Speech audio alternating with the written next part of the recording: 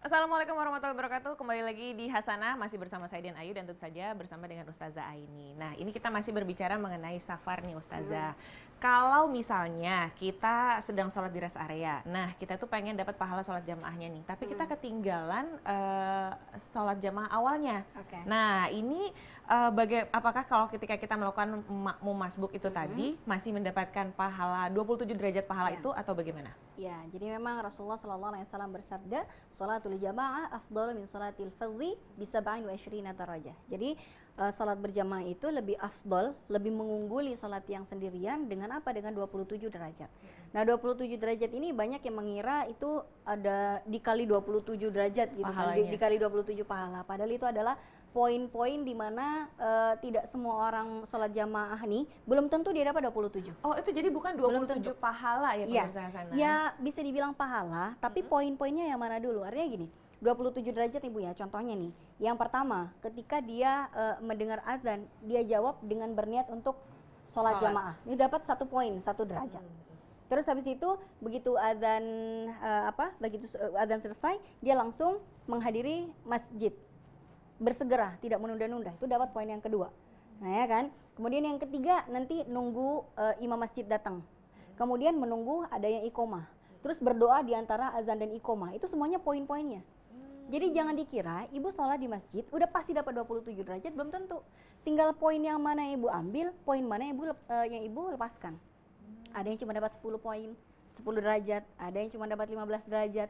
Dan khusus untuk yang masbuk, poin nomor 1 sampai poin nomor 15 udah pasti dia nggak dapat.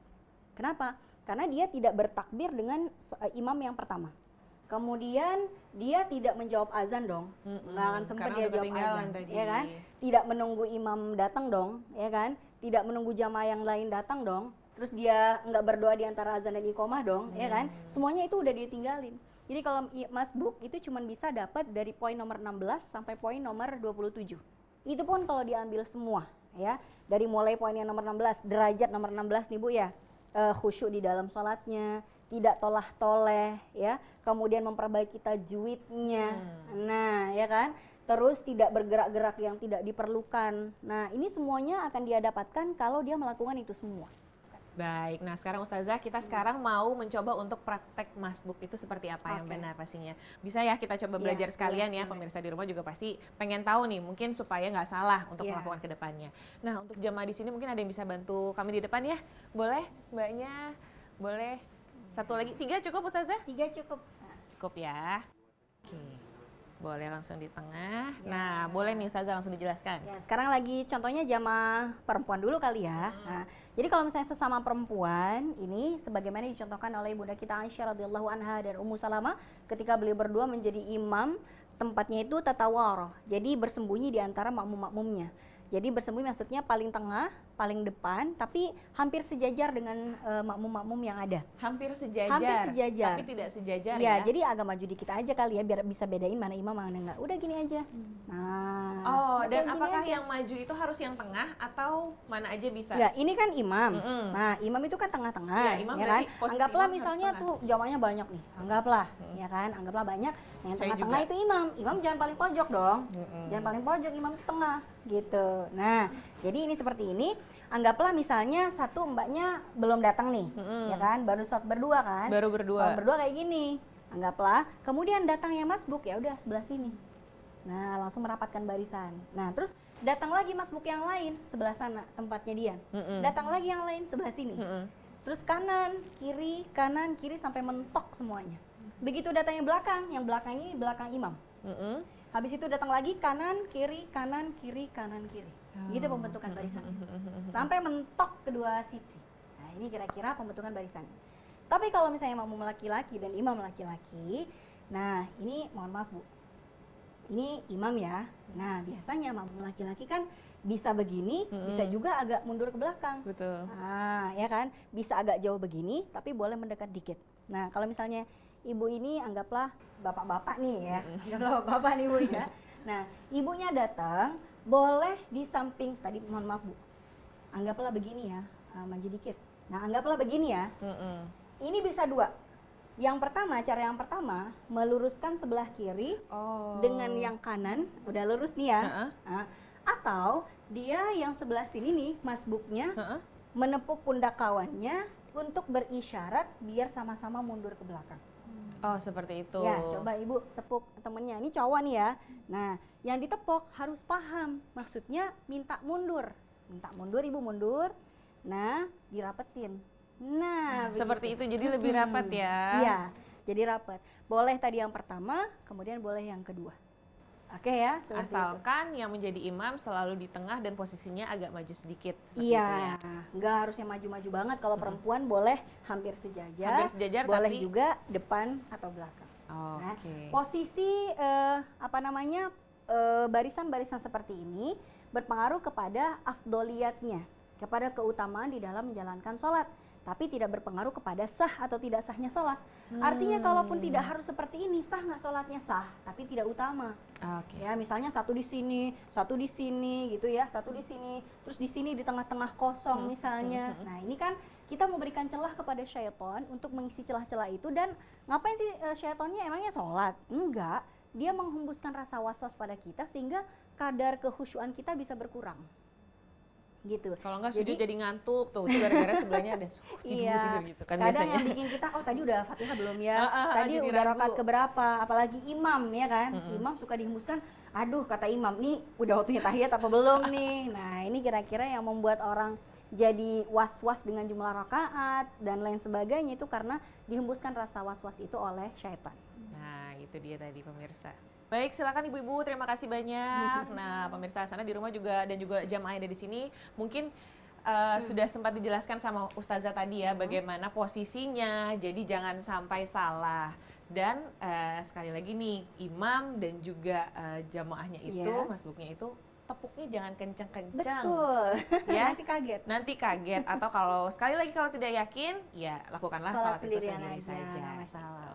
Baik, pemirsa sana, kalau Anda ingin bertanya, sekali lagi saya ingatkan, bisa langsung mention ke akun Instagram Hasanah di @hasanah_T7 atau bisa langsung komen di kanal YouTube kami di Hasanah Trans 7 Official. Jangan kemana-mana, tetap di Hasanah. Gimana dong ngasih tahu dia? Bilang aja, Bu, ibu boleh kok ngomong sama orang sholat. Oh, jadi kalau itu tidak ditepok ya? Iya, bilang aja, Mas jadi makmum ya, tapi imamnya nggak usah jawab. Iya. Gitu.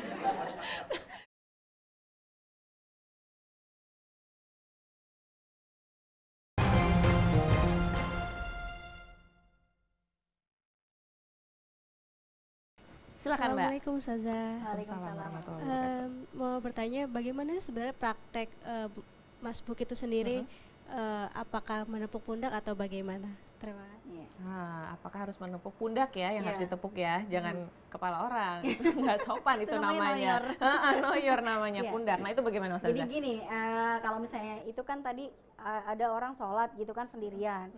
Dia niatnya dari awal enggak sebagai imam sebetulnya, ya kan? Dia mau sholat sendirian. Daripada dia sendirian, aku ikut, aku jadi jamaah, aku jadi makmumnya dong gitu kan. Kita mengangkat orang dadakan jadi imam. Nah, gimana caranya? Bisa ditepuk kalau perempuan. Kalau laki-laki ibu jangan tepuk ya. Maksudnya kalau sesama perempuan? Iya, Oke. misalnya nih pas dia lagi sholat kan, Mm-mm. lagi sendirian nih, Oke. ya kan? Terus saya datang, ya berarti saya boleh tepuk. Begini aja, nggak usah begini Bu. Jangan Sakit. ditepok juga ya. Sakit Bu. Ada dia latah atau kaget juga kan? Kaget. Kaget. Kalau orangnya latah bisa batal. Oh, ya. Masya Allah itu Iya. membahayakan juga, berisiko Bahaya, juga ya. berisik. Jadi jangan Jadi, merusak ibadah orang juga betul, gitu. jadi diginiin aja. Nah, begini dia insya Allah udah paham. Hmm. Dan bagaimana kalau misalnya dia menolak untuk jadi imam? Boleh nggak orang menolak boleh. jadi imam? Gini ya? Jangan. Oh enggak. Gimana Misalnya nih, anggap coba ditepok coba sayanya. Bukan Oke. ditepok, jangan ditepok ya, dielus Nggak aja. boleh. Gini. Gitu misalnya. aja kan. Saya nggak mau jadi imam begini. Oh, Nah, seperti kalau itu. kalau ngelarang orang lewat kan begini nih depan. Nah, kalau nggak mau jadi imam tuh begini. Jadi ini bukan dada-dada ke belakang Bu. Ini tuh nggak mau jadi imam gitu. Jadi mungkin untuk pemirsa sana di rumah juga mungkin harus diperhatikan ya, Iya. bahwa kalau ada yang melakukan seperti ini, itu Itu bukan nggak mau justru jadi- lurusin safnya juga ya, tapi memang karena dia tidak mau jadi imam. tidak menyanggupi mungkin Tidak, ya. tidak berkenan lah. Tidak gitu berkenan, ya. oke. Tapi kalau misalnya saya berkenan jadi imam, ya udah saya paham kalau itu sholat jahriyah, sholat yang Keraskan dikeraskan suaranya. bacaannya, maghrib, isya, subuh tuh, ya berarti saya segera mengeraskan bacaan saya, ya kan. Tapi kalau itu zuhur sama isya, ya udah berarti takbir intiqolnya aja yang dikerasin, Allahu Akbar, sami Allahu liman hamidah, itu yang dikeraskan. Biar apa? Untuk isyarat di belakang kita bahwa kita sudah berganti gerakan di dalam sholat, gitu kan. Nah ini nepuk silakan. Tapi bagaimana kalau itu imamnya laki-laki, Nah, itu gimana baru mau dong? saya tanyakan. Ya Bagaimana kan? kalau imamnya laki-laki? Ada beberapa hal yang perlu diperhatikan di sini. Kalau misalnya tempatnya sempit, hanya berduaan, ada imam, ada kita, dianjurkan tidak berjamaah sama dia. Dia sholat, kita sholat. Sendiri-sendiri Sendiri-sendiri saja. aja. Tapi kalau misalnya tempatnya rame gitu Bu ya, tidak mengundang fitnah, tidak beresiko berkhalwat di situ, oke lah kita sholat sama dia. Tapi nggak usah ditepok ya Bu ya, ntar ada istrinya marah dia. Ngapain tepok-tepok suami saya? Ngapain? Iya, iya, iya. Gitu Jadi kan? memang harus diperhatikan. Iya. Mungkin maksud Ustazah adalah musola seperti itu ya, yang ukurannya lebih kecil dan Iya. jumlah orangnya juga tidak banyak, atau mungkin cuma bertiga saja Iya. untuk menghindari fitnah itu tadi. Betul. Sebaiknya sholatnya sendiri-sendiri. Iya, tapi kalau kita bawa temen nih, misalnya bertiga, siapa nih yang mau jadi imam? Itu ada bawa bapak nih, sholat sendirian. Yuk kita jadi makmumnya bertiga nih, gitu kan? Ya udah ibu nggak usah tepok. Gimana dong ngasih tahu dia? Bilang aja Bu, ibu boleh kok ngomong sama orang sholat. Oh, jadi kalau itu tidak ditepok ya? Enggak, bilang aja, Mas jadi makmum ya. Tapi imamnya nggak usah jawab. Iya. Gitu.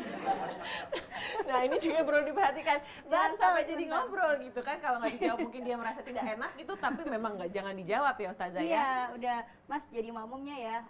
Ya udah, tinggal nanti dia Mengeraskan suaranya. Atau kalau sebagai menolak tanda. bagaimana Ustazah? Kalau menolak sama kayak tadi begini. Gerakannya juga sama ya. kayak tadi. Jadi kalau misalnya ada bapak-bapak, ibu angkat dadakan jadi imam, mungkin bacaannya dia nggak pede sama bacaannya segala macam, udah begini aja, oh nggak mau jadi imam, ya udahlah sholat sendirian aja gitu kan. Kembali lagi, syarat dan ketentuan itu tadi berlaku, Iya, gitu ya S dan K Ustazah ya Bu ya. Masya Allah, terima kasih banyak Ustazah untuk ilmunya hari ini. Alhamdulillah kita juga sudah di penghujung acara. Sekali lagi saya ingatkan, jika ingin bertanya tentang apapun itu bisa langsung mention ke akun Instagram Hasanah di @hasanah_t7. Sekali lagi @hasanah_t7 di bawah ini, atau bisa langsung komen di kanal YouTube kami di Hasanah Trans 7 Official. Semoga dengan tayangan pagi ini kita semua mendapatkan ilmu dan juga pencerahan ya. Wassalamualaikum warahmatullahi wabarakatuh. Astaghfirullah, alhamdulillah.